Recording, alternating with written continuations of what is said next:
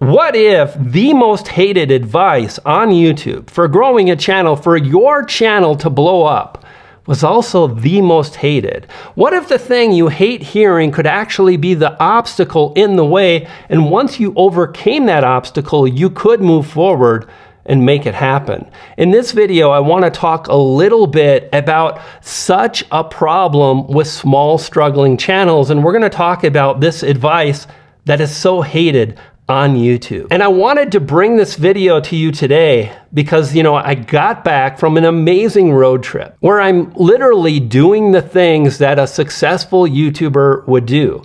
Just got offered another brand deal this morning, just finished out a brand deal with a big company. I'm not a millionaire, but I love my lifestyle. I love that I can create on my terms. And if that's what you want, give me a few moments and let's explore this together. By the way, if you're new to the channel, my name is Brian, and it's great to have you here. So the Lefty Tennis says this. Now, he's commenting on a video where I kind of broke down the strategy that YouTubers can use, and I really included two incredibly powerful strategies.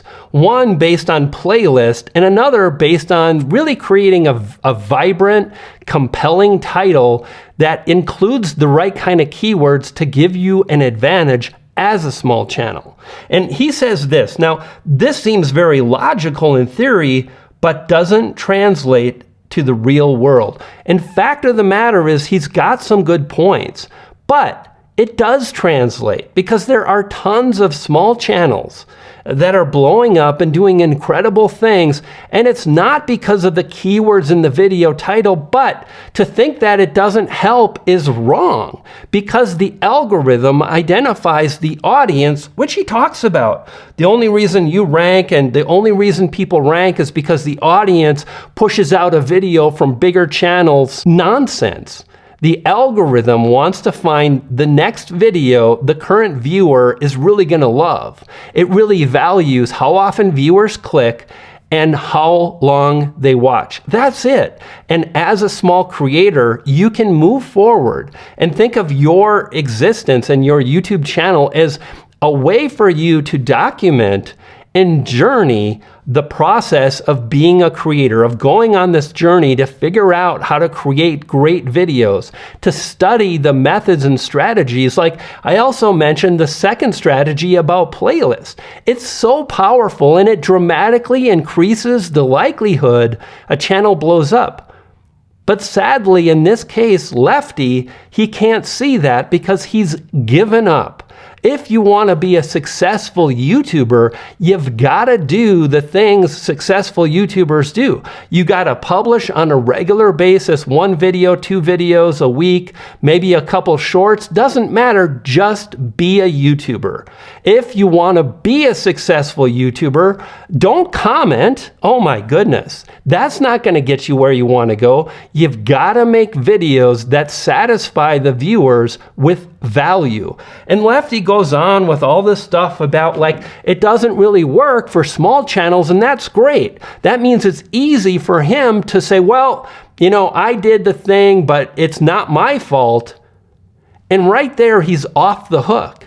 And if you're not taking responsibility for your channel, if you're not saying, well, the fact of the matter is it's much harder as a small channel, but I can figure it out if I'm willing to move forward, then you're going to struggle. The most hated advice on YouTube is to be consistent. And yet, if you're not, the likelihood that you blow up is thin to none. So you decide if you want to be successful, fall in love with the process of crafting and creating videos. Focus on what truly matters. And fact of the matter is, the video that I published, it went 1 out of 10. It demonstrates how small channels can blow up. I gave real life examples and so on.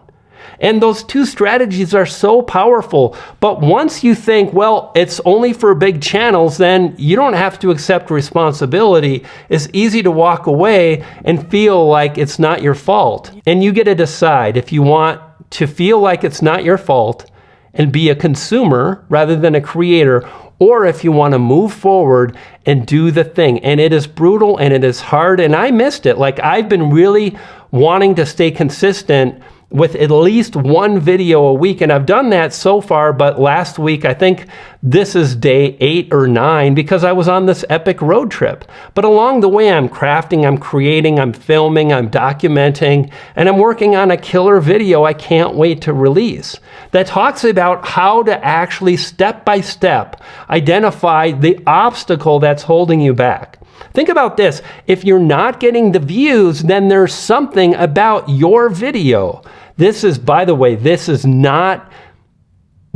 popular. Like, nobody wants to say, well, I really need to step up my game. Nobody wants to say, oh, I'm the problem, and most viewers have clicked off this video. But I don't make videos for a huge audience. I don't pander. I want to share the truth about growing, and that's why I've coached people. I've had courses, and I want to create a new course, maybe write a new book as we move forward, because that's the thing that drives me. Trying to take an epic photo, trying to overcome the obstacle. Like, I'm in Sedona, and I want this photo of these beautiful rocks, but I have to cross a river to make it happen. So what do? I crossed the river. Or another example was like, in order to get to the destination, you got to figure out how to improve your click-through rate. You've got to make better thumbnails. You have to figure out how to tell better stories. If your accent is so heavy that viewers can't understand, they're going to click off, but you can address that and you can strive to improve it. And that is the moment when you'll get the success that you're after. Hey, do this. The video on the screen goes into details on how to make these things happen. Check out one of those videos, and when you do, you'll get the tips, tactics, and a whole lot more. I'll see you there. You dig?